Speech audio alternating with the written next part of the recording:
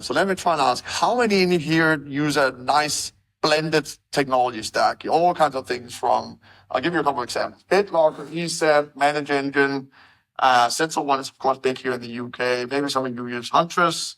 Clearly you're going to be using Ninja RMM or ConnectWise PSA, Kaseya PSA, whatever.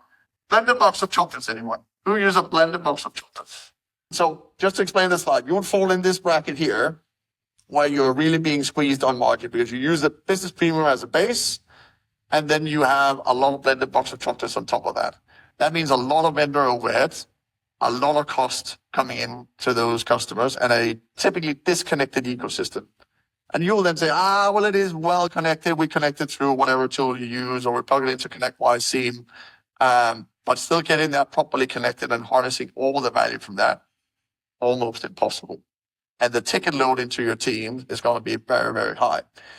Then the next bracket here is going to be that business premium case where you just try and augment it with a standalone SOC on top and then your RMM. That's a little bit better. But when we actually go ask our MSPs, can you just deal with business premium and Heimdal? A lot of them can.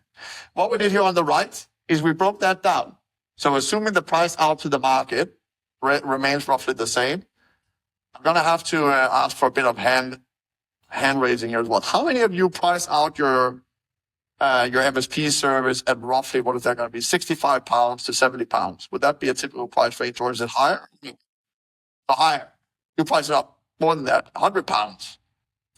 This is in dollars because we just went to the US and we surveyed a few of those MSPs there. So they price it out at $80. If you can get £80 for the same, fine. The principle still stands on this slide, which is exactly that. If you look at where the cost goes, a lot of that cost goes into Microsoft stack. So in this case, business premium is $18. That means in the UK, it's going to be about £16-15 so that you pay to Microsoft. Some of you have to augment that with Sentinel or E3, E5. That means that erodes that margin here at the top a lot more. We don't have that example here. We do have it later on. But a lot of that cost is going into the Microsoft base. And then you pay a few other vendors for bits and bobs. Also adds a lot of overhead. If you look at the differences here, this is going to be a spread in the blended scenario. So notice how much of that price out to the customer actually goes to vendors and internal overheads. And Microsoft, of course, takes that by far the largest chunk of it, especially if you have that Sentinel tablet, which is just a money drainer, basically, out of your tank.